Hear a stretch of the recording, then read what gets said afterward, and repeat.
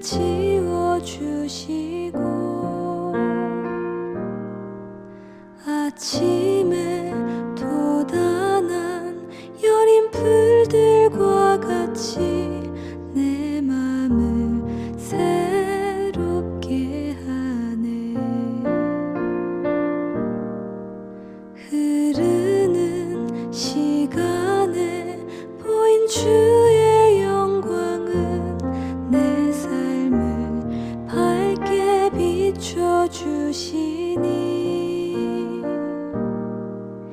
온 땅과 모든 삶보다 전에 계셨던 주님 창조의 주를 찬양하네. 주님은 거친 바다 위 나의 영혼 두 손으로 굳게 잡아주시네. 주님께 맡긴 인생의 여정 속에 아픈 만큼 기쁨의 날 주시네.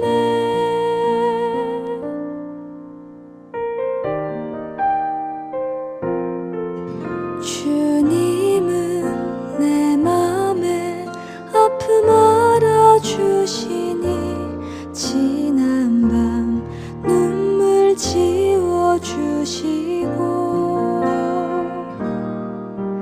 아침에 돋아난 여린 풀들과 같이 내 맘을 새롭게 하네. 흐르는 시간에 보인 주의 영광은 내 삶을 밝게 비춰주시니 온 땅과 모든 삶보다 전에 계셨던 주님 창조의 주를 찬양하네. 주님은 거친 바다 위 나의 영혼 두 손으로 굳게 잡아주시네. 주님께 맡긴 인생의 여정 속에 아픈 만큼 기쁨의 날 주시네. 주님은 거친 바다 위 나의 영혼 두 손으로 굳게 잡아주시네. 주님께 맡긴 인생의 여정 속에 아픈 만큼 기쁨의 날 주시네.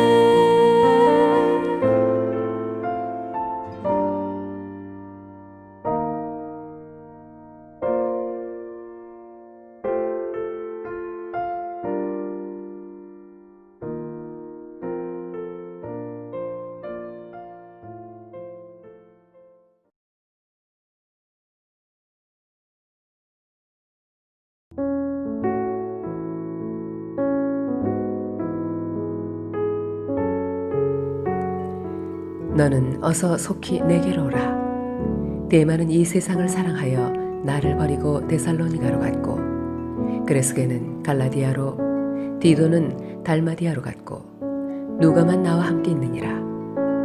네가 올 때에 마가를 데리고 오라. 그가 나의 일에 유익하니라. 두기고는 에베소로 보내었노라.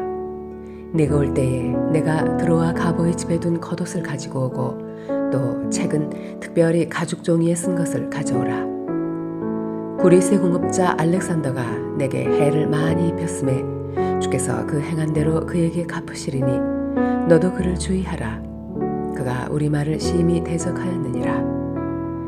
내가 처음 변명할 때에 나와 함께 한 자가 하나도 없고 다 나를 버렸으나 그들에게 허물을 돌리지 않기를 원하노라. 주께서 내 곁에 서서 나에게 힘을 주심은 나로 말미암아 선포된 말씀이 온전히 전파되어 모든 이방인이 듣게 하려 하심이니 내가 사자의 입에서 건짐을 받았느니라.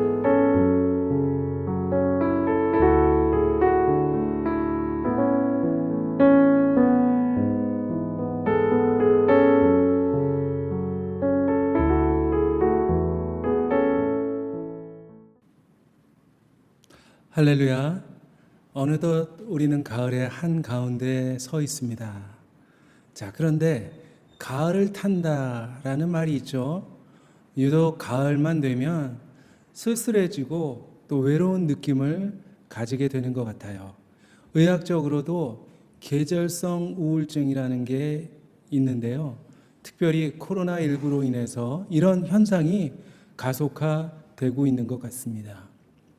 외로움, 고독은 인간이 가질 수 있는 가장 비참한 감정 가운데 하나일 것입니다.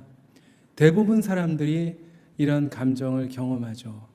아무도 나를 사랑하지 않는 것 같고 아무도 나에게 관심이 없는 것 같아 라고 느껴질 때가 있다는 것이죠. 심지어 혼자가 아니라 많은 사람들 가운데 있으면서 군중 속에 고독을 느끼는 경우도 있습니다.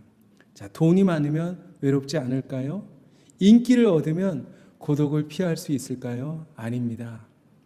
가끔 돈 많은 재벌이나 인기 연예인들의 자살 소식을 듣게 됩니다.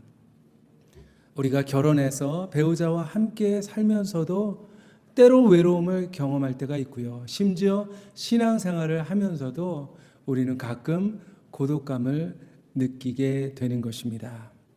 어쩌면 고독은 인간의 실존인 것 같습니다. 여자만 고독한 게 아니라 남자도 고독하고요. 자, 아담이 홀로 있었을 때 외로워했어요. 물론 하나님이 계셨지만 그 외로움을 이길 수가 없었어요. 그런데 하나님은 이런 아담의 마음을 이해해 주셨고 그를 위해서 돕는 배필 하와를 만들어 주셨습니다. 성경을 보면 정말 하나님을 잘 믿고 하나님을 위해서 헌신했던 영적인 거장들도 고독을 느낄 때가 있었습니다. 오늘 본문 보면 사도 바울도 외로움으로 괴로워하고 있는 모습을 볼 수가 있어요. 평생 주님을 위해서 수고했습니다. 온갖 고난을 만났지만 굴하지 않고 열정적으로 사명을 감당했던 그였습니다. 그런데 지금 로마의 차가운 감옥 속에서 홀로 갇혀 있습니다. 그와 함께 했던 많은 사람들이 이미 그의 곁을 떠났고 언제 처형을 당하게 될지 모르는 그런 위태한 상황 속에 있었어요. 그런데 죽음의 공포보다 더 그를 괴롭게 했던 것은 끊임없이 밀려오는 고독감이었습니다. 자, 과연 우리가 어떻게 고독감에서 벗어날 수 있을까요? 끊임없이 찾아오는 이 외로움을 극복하고 어떻게 하면 사랑받고 사랑하며 더욱더 축복된 삶을 살아갈 수가 있을까요? 자, 우선 고독에는 4가지 원인이 있는 것 같습니다. 첫째는 삶의 변화로 인한 고독이에요. 우리 인생은 너무나도 변화무쌍합니다. 변화가 찾아올 때마다 우리는 고독을 경험하게 되는 것이죠.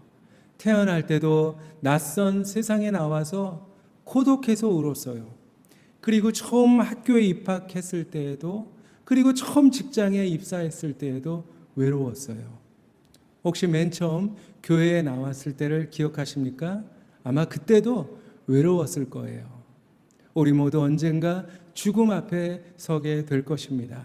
그때도 틀림없이 우리는 처절한 외로움을 경험하게 될 것입니다. 자, 오늘 바울의 모습을 살펴보기를 원합니다. 6절 말씀에 전자와 같이 내가 벌써 부어지고 나의 떠날 시각이 가까웠도다. 자, 바울은 지금 죽음을 직감하고 있어요. 그러자 고독감이 밀려옵니다.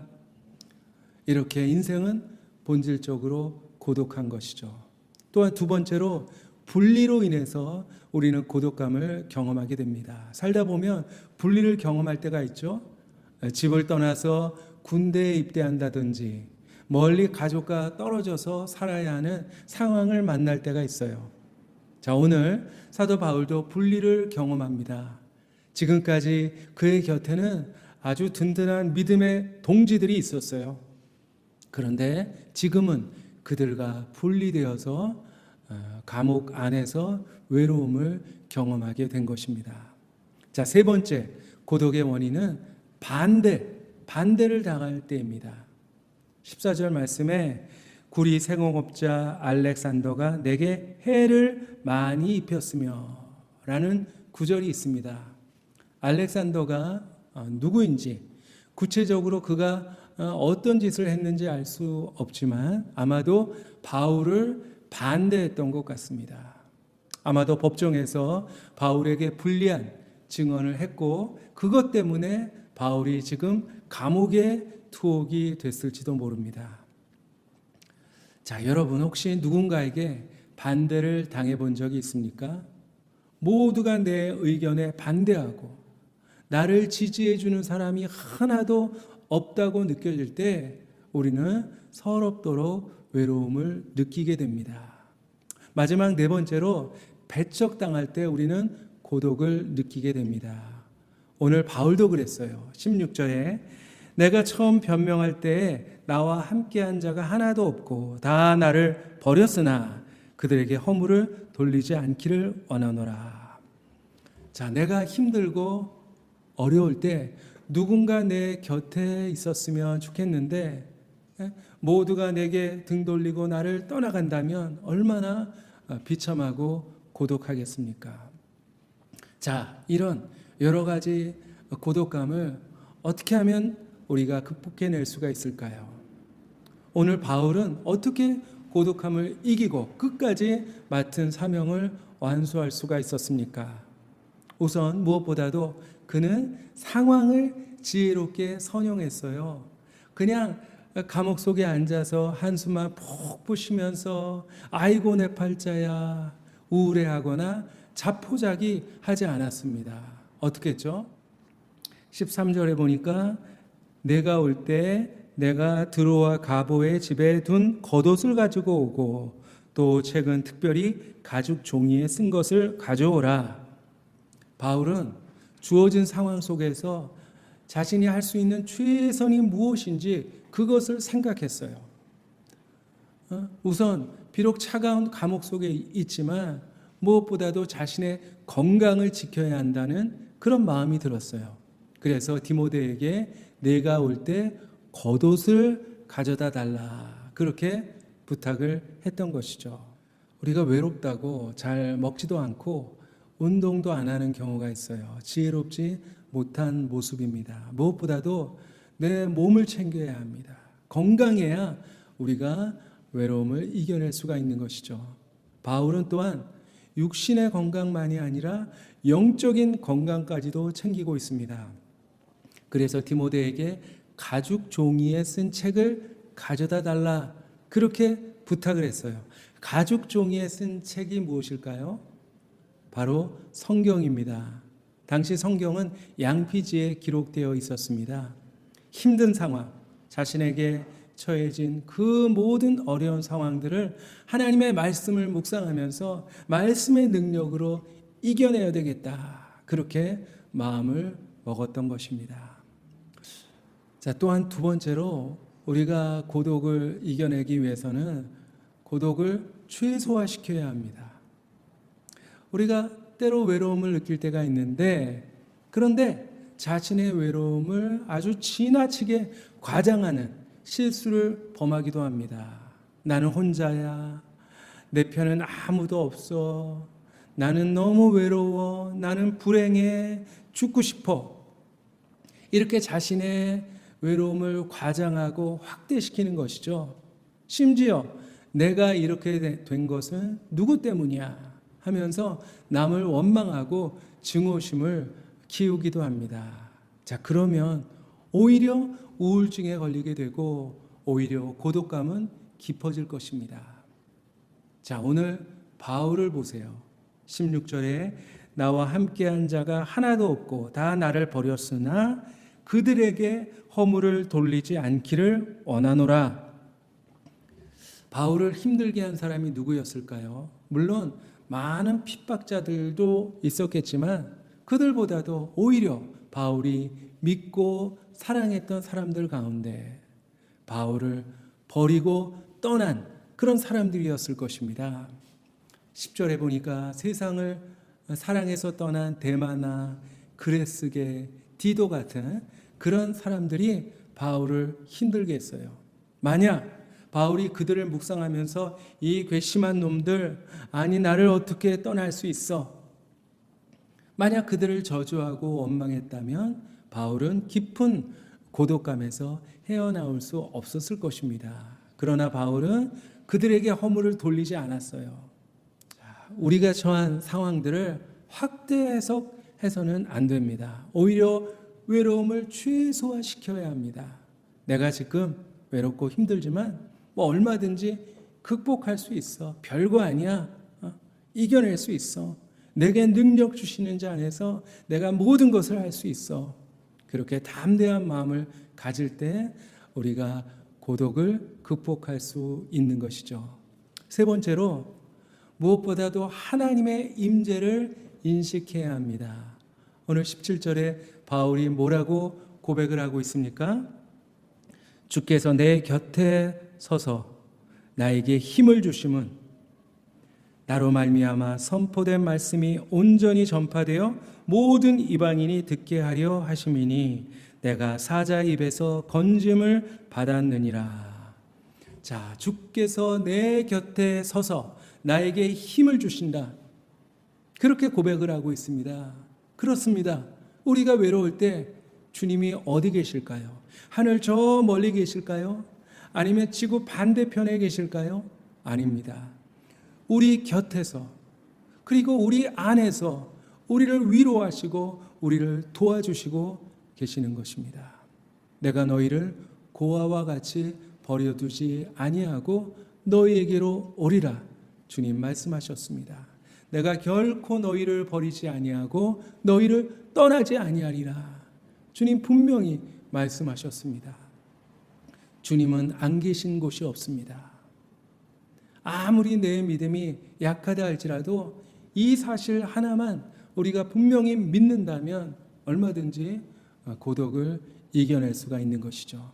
무엇보다도 우리가 외로움을 이겨낼 수 있는 좋은 방법은 기도하는 것입니다. 자, 다윗이 기도로 모든 고독을 이겨냈어요.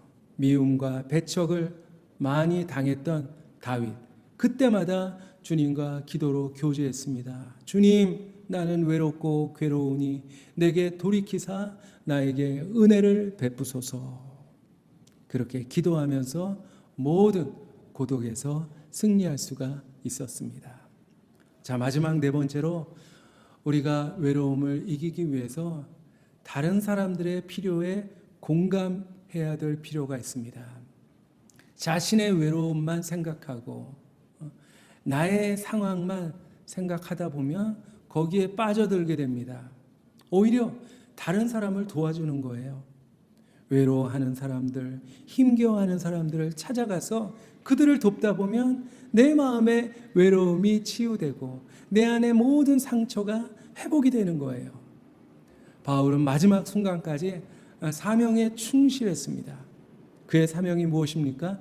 이방인들에게 복음을 전하는 것이었습니다. 나의 외로움보다 주님을 알지 못한 채 죄악 가운데 죽어가는 저 불쌍한 이웃들을 생각하면 나의 외로움 아무것도 아니야. 마지막까지 이방 선교의 그 사명을 위해서 기도하고 헌신하고 있는 것입니다. 알프레드 아들러라는 유명한 그런 심리학자가 있는데요. 그에게 어느 날 우울증 환자가 찾아왔어요. 환자를 아주 면밀하게 검진을 해보았지만 특별한 원인을 찾을 수가 없었습니다. 그래서 이렇게 처방전을 써주었다고 합니다. 지금부터 2주간 동안 매일 어떻게 하면 남을 기쁘게 해줄까? 그것을 생각하고 실천할 것. 자, 환자는 처방대로 열심히 남을 찾아가서 돕기도 하고 또 그들을 기쁘게 하기 위해서 열심히 노력을 했어요. 그러자 마음속에 있던 모든 우울감이 다 사라지고 2주 만에 우울증에서 완전히 회복될 수 있었다고 합니다. 자, 주님께서 주는 것이 받는 것보다 복이 있다. 그 말씀을 반드시 기억하라. 그렇게 하셨습니다. 위로받고 도움받는 것보다 내가 위로하고 내가 도움을 주어야 내 문제가 해결되는 거예요. 바로 사랑을 베푸는 것이 고독의 해독제요 백신인 것입니다. 사랑을 받으려고 기다리지 말고 먼저 다가가서 사랑을 베풀어야 합니다. 그러면 그 사랑은 다시 풍성한 위로로 나에게 돌아오게 될 것입니다. 여러분, 혹시 외로움 가운데 계신 분이 있습니까? 예수님도 고독을 경험하셨어요. 믿었던 제자들로부터 배신당하셨고 아낌없이 사랑을 베풀었던 군중들에게 의해서 버림받고 심지어 십자가에서 엘리 엘리 라마 사박다니 하나님 아버지께 버림받고 외면당하는 그런 고통까지도 경험하셨습니다. 그러므로 예수님은 우리의 모든 외로움을 충분히 알고 계십니다. 성도 여러분, 외로울 때마다 답답한 마음 가지고 그저 울고만 있지 말고 주님께 나아가시기를 바랍니다. 주님께 맡기고 기도하고 그리고 사랑으로 주위 사람들을 섬길 때 우리 안에 있는 모든 고독이 사라지고 오히려 그 고독을 통해서 주님과 더 깊은 사귐으로 나아가게 될 것입니다. 기도하겠습니다. 사랑의 하나님, 감사합니다. 우리를 사랑하셔서 아낌없이 독생자 예수님을 보내주심을 감사합니다. 예수님, 우리를 위해서 버림받는 고통을 당해주셨고 또 우리의 친구가 되어주심을 주님 감사합니다. 그러나 우리와 함께 하시는 주님을 깨닫지 못하고 저희들은 때로 눈물 흘리고 때로 우울했음을 고백합니다. 주님, 어리석은 저희를 용서하여 주시옵시고 주님께서는 언제나 우리 곁에 계심을 기억하게 하시고 주님의 사랑으로 이제 모든 이웃들을 오히려 위로하며 그들의 친구가 되어줄 수 있는 우리가 되게 하여 주시옵소서. 우리와 언제나 함께하여 주시는 예수 그리스도 이름으로 기도하옵나이다. 아멘. 이제는 예수 그리스도의 은혜와 하나님의 사랑과 성령님의 교통하심이 비록 광야 같은 세상을 살아가지만 우리의 친구가 되셔서 언제나 우리를 버리지 아니하시고 우리와 동행하시는 예수님을 바라보며 모든 고독을 극복하고 하나님의 위로를 늘 경험하며 하나님께 받은 위로로서 많은 이웃들을 위로하며 살아갈 것을 다짐하는 사랑하는 모든 성도님들 머리머리 위에 이제부터 영원히 항상 함께 하시기를 간절히 축원하옵나이다.